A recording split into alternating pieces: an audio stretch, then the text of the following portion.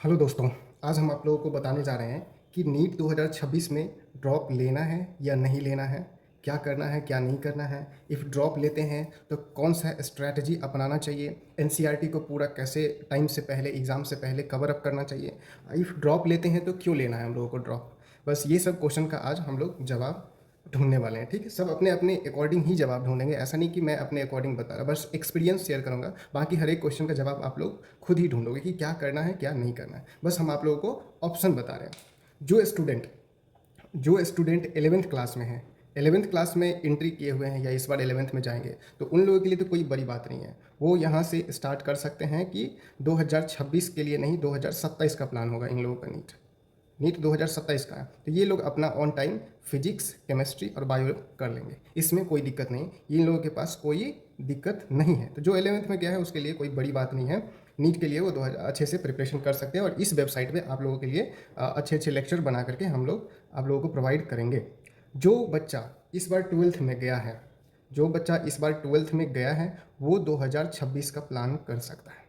यानी उसके पास क्या है, दो एग्ज़ाम होंगे।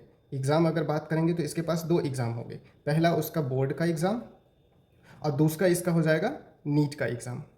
अगर नीट के साथ कुछ और भी देना है तो वो भी ऑप्शन ढेर सारा होता है मेडिकल एंट्रेंस के लिए।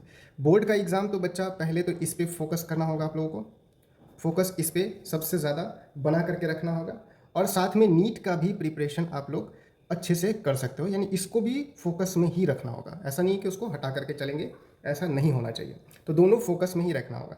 तो जब नीट का अगर दिमाग में ले करके चलते हैं कि नीट हम लोगों को देना है, यानी जो बच्चा इस बार 12th में गया उसे नीट देना है, मतलब उसका 11th अच्छा से होना चाहिए। उसका जो 11th का प्रिपरेशन हुआ होगा वो गुड होना चाहिए। गुड से ज़्यादा भी हो तो बेस्ट है, एक्सीलेंट भी होना चाहिए। ठीक, अगर ये आपके पास नहीं है, 11th थोड़ा सा डाउन रहा है, तो थोड़ा सा दिक्कत होगा। ऐसे में क्या होगा, आप लोगों को बोर्ड का एग्जाम कर थोड़ा सा दिक्कत उसमें आ सकता है। बाय द वे, बोर्ड के लिए उतना ज़्यादा पढ़ना भी नहीं पड़ता है। पढ़ने तो आपको सबसे ज़्यादा प्रैक्टिस की जरूरत होगी नीट के लिए। ये तो बस थ्योरी और थोड़ा बहुत प्रैक्टिस पे ही हो जाता है। लेकिन आप समय रहते हुए अगर 10 घंटा पर डे पढ़ते हो, 10 घंटा ही पर डे पढ़ते हो, तो आप 11th को भी और साथ में 12th को भी, यानी 11th प्लस में 12th दोनों ये कवर कर सकते हो। दोनों ये NCERT line by line read कर सकते हो। साथ में एनसीईआरटी के बाद आप लोगों को कुछ रेफरेंस बुक भी पढ़ना होगा, रेफरेंस बुक भी पढ़ना होगा। और क्वेश्चन प्रैक्टिस बहुत ज़्यादा ज़रूरी है। इसमें क्वेश्चन प्रैक्टिस बहुत ज़्यादा ज़रूरी है, जो आप लोगों को करना पड़ेगा। तो 12th वाला बच्चा नीट का एग्ज़ाम दे सकता है, 2026 का एग्ज़ाम वो दे सकता है। इसमें कोई दिक्कत वाली बात नहीं है। अगर जिसको मेडिकल में जाना है, जिसको कोई मेडिकल कॉलेज हासिल करना है, वो नीट का ट्रायल या फिर बेस्ट अपना एफर्ट लगा सकता है। बेस्ट एफर्ट के साथ वो जा सकता है इसमें। अब रही बात ड्रॉपर का। अगर आप लोगों की नीट 2025 का जो बायो का क्वेश्चन था, केमिस्ट्री का क्वेश्चन था और फिजिक्स का जो क्वेश्चन था, बायो सबका बेस्ट रहा है, सिर्फ आपका नहीं। केमिस्ट्री भी बेस्ट रहा है और कुछ कुछ का मॉडरेट भी रहा है, ठीक है। लेकिन फिजिक्स मैक्सिमम लोगों का खराब रहा है, उसमें परफॉर्मेंस सबका अच्छा नहीं गया। तो जिस वजह से इस बार का कट ऑफ भी बहुत कम जाएगा। अगर आप लोगों का मार्क्स फर्स्ट अटेम्प्ट जो दिए हो आप लोग, उसमें अगर आप लोग पहली बार जो मान लेते हैं 400 या फिर 450 या फिर 500 के आसपास आ रहा है, तो अगर मेडिकल कॉलेज लेने का कोशिश करिएगा तो दूसरा कुछ तो मिल ही जाएगा। ठीक है, दूसरा एमबीबीएस नहीं मिलेगा, लेकिन दूसरा कुछ भी बीएमएस बीयूएमएस ये सब वेटनरी साइंस वगैरह कुछ ना कुछ मिल सकता है। अगर जो चाहते हैं कि करियर को आगे लेके जाना है तो उसको वेट नहीं करना है। लेकिन अगर पहला अटेम्प्ट दिया है तो वो रिस्क भी ले सकता है, अभी पहली बार ही है, तो इसका मतलब है वो पहला अटेम्प्ट यानी एक फर्स्ट ड्रॉप ले सकता है, कोई बड़ी बात नहीं होगा उसके लिए। तो वो 2026 का प्लान कर सकते हैं। 2026 के लिए सेम एफर्ट लगाना है, लेकिन पूरा दुनिया का जितना भी ताकत हो वो आप इस पर अप्लाई कर दो बिना सोचे समझे। सिर्फ एक ही चीज़ दिमाग में घूमना चाहिए, वो आपका क्या होगा, मेडिकल कॉलेज होना चाहिए। ठीक है, मेडिकल कॉलेज आप लोगों को लेना है।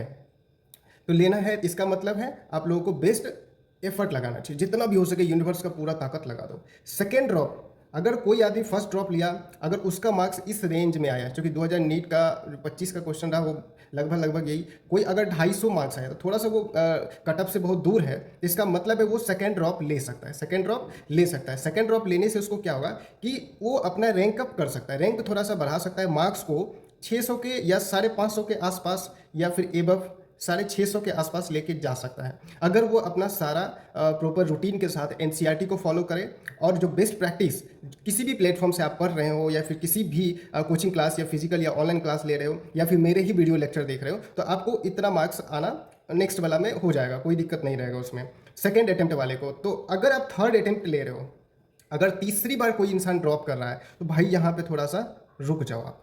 तीसरी बार ड्रॉप, देखो सबसे बड़ी चीज़ है लाइफ वेस्ट नहीं होना चाहिए। जीवन में जो टाइम मिला हुआ है सबका एक सीमित टाइम है। जैसे कि लाइफ क्या है, अगर बायोलॉजी के अकॉर्डिंग देखते हैं तो बर्थ और डेथ के बीच का जो टाइम पीरियड है उसी को हम लोग क्या बोलते हैं, लाइफ बोलते हैं। तो ये लाइफ जो है सबका लगभग सीमित है, तो अब सारा जीवन यानी अच्छे अच्छे पल इसी पे वेस्ट नहीं करोगे। इसीलिए ये थर्ड ड्रॉप ले रहे हो तो आप पार्शियल में लेना है, पार्शियल थर्ड ड्रॉप लो, थर्ड ड्रॉप ले सकते हो। इसमें आपको फ़ायदा क्या होगा कि अगर आपने कोई ड्रॉप लिया हुआ है, ठीक है, थर्ड ड्रॉप ले रहे हो, तो साथ में आप कोई बीएससी का एडमिशन ले लो, कोई भी बीएससी कॉलेज में या फिर कोई भी बीएससी कोर्स में आप एडमिशन ले लो, या फिर वो क्षेत्र मेडिकल का हो या नॉन मेडिकल का हो, ठीक है। दो दो ऑप्शन मिलते हैं बीएससी करने के लिए, एक मेडिकल एक नॉन मेडिकल, तो कोई भी आप इसमें से चूज़ कर लो ताकि बेस्ट रहे कि आपका दूसरा कोर्स भी चलता रहे।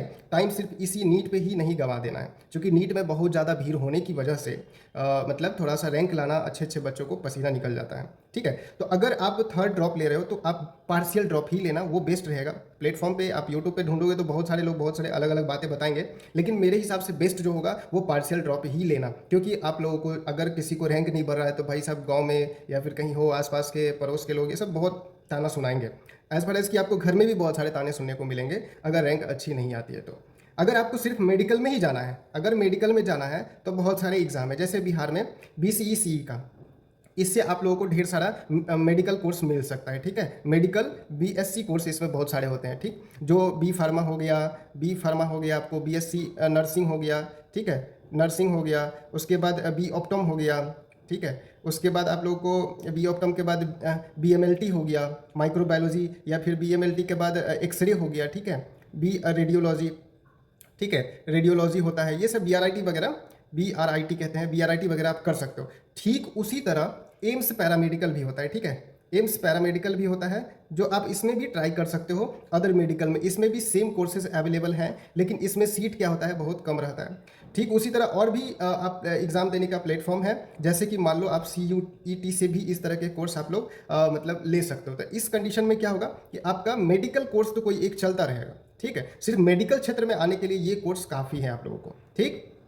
उसके बाद अगर अदर फील्ड की बात करें तो अदर फील्ड भी बहुत सारे आप चूज़ कर सकते हो, जिसमें अगर आपने मान लो बीएससी कर ली या फिर बीएससी जूलॉजी से कर रहे हो, ठीक है, तो जूलॉजी से या बॉटनी से या कोई चीज़ से ब्रांच से कर रहे हो, फैकल्टी से कर रहे हो, तो उस कंडीशन में क्या होगा आपको कि आप टीचर बन सकते हो। उस समय टीचर के लिए समझते ही हो, टीचर बहुत ज़्यादा अभी बिहार में फेमस हो गया है और बहुत जगह टीचर की आवश्यकता भी पड़ती है। तो टीचर के बाद फिर उसके बाद अगर पीएचडी वगैरह करते हो, पीएचडी करते हो, या फिर नेट क्वालिफाई करते हो, नेट के थ्रू पीएचडी करते हो, तो ये सब एक साइंटिस्ट वाला, यानी इसमें भी आप अपना कैरियर अदर फील्ड में भी कैरियर बना सकते हो, ठीक है। ये अदर फील्ड में सिर्फ बीएससी कोर्स के लिए, अगर कोई चाहता है कि अपना स्ट्रीम ही चेंज कर ले तो भाई मज़ा नहीं आता है, क्योंकि अगर आपने हिम्मत से साइंस को चूज़ किया और साइंस से पढ़ाई करके कोई जॉब लोगे या कुछ करोगे, तो उससे जो भी पैसा कमाओगे, चाहे 10,000 हो या 20,000 हो या लाखों हो, उसमें आपको सुकून मिलेगा। अगर मान लो कि आपने कोई और स्ट्रीम चूज़ करके कुछ और जब अपना जल्दबाजी में कुछ भी ले लिया, बस नौकरी कर रहा, उसमें आप करोड़ों कमाओगे तो चैन से नहीं रह पाओगे। मतलब ऐसा होता है जनरली, एक सुकून नहीं मिल पाता है। अगर किसी को बायो में इंटरेस्ट है और बायो वाला चीज़ से वो अगर मेडिकल में ना गया, ठीक है, और वो चल गया डायरेक्ट आर्ट में, तो बायो वाला आर्ट में चल गया, उसका इंटरेस्ट देख रहे हो कैसे चेंज हो गया, तो मतलब उसका मूड भी चेंज हो रहा है, इंटरेस्ट भी चेंज हो रहा है, तो मतलब जो भी इनकम आएगा उससे, तो उससे एक सुकून नहीं मिल सकता। मतलब जनरली बहुत लोगों में नहीं मिलता है। तो अदर फील्ड में अगर ज़्यादा ज़रूरी है तो आप बीएससी के बाद सिविल का भी तैयारी कर सकते हो, सिविल सर्विस का तैयारी कर सकते हो, ठीक है। उसके बाद लैब वैब का भी आता है, बीएसएससी वगैरह भी आता है, तो वो सब तैयारी कर सकते हो। तो आप अदर फील्ड में भी जा सकते हो जिसका फोर्थ और फिफ्थ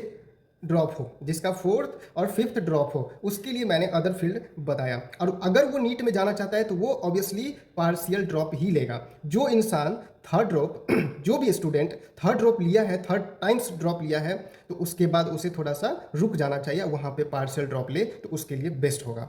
अब आप लोगों को पता है सक्सेस होने के लिए बहुत सारे रास्ते हैं, लेकिन डॉक्टर ही बनना है उसके लिए तो सिर्फ एक ही चीज़ है, वो है आपका नीट। तो नीट क्वालिफाई करोगे तभी जा करके आप डॉक्टर बनने के लिए काबिल बन सकते हो, जिसमें MBBS, BAMS और BHMS वगैरह होता है, फिर BUMS भी होता है, और फिर और क्या होता है, बैचलर इन वेटनरी साइंस, ये सब भी इसमें इंक्लूडेड है। तो ये सिर्फ डॉक्टर के लिए हैं।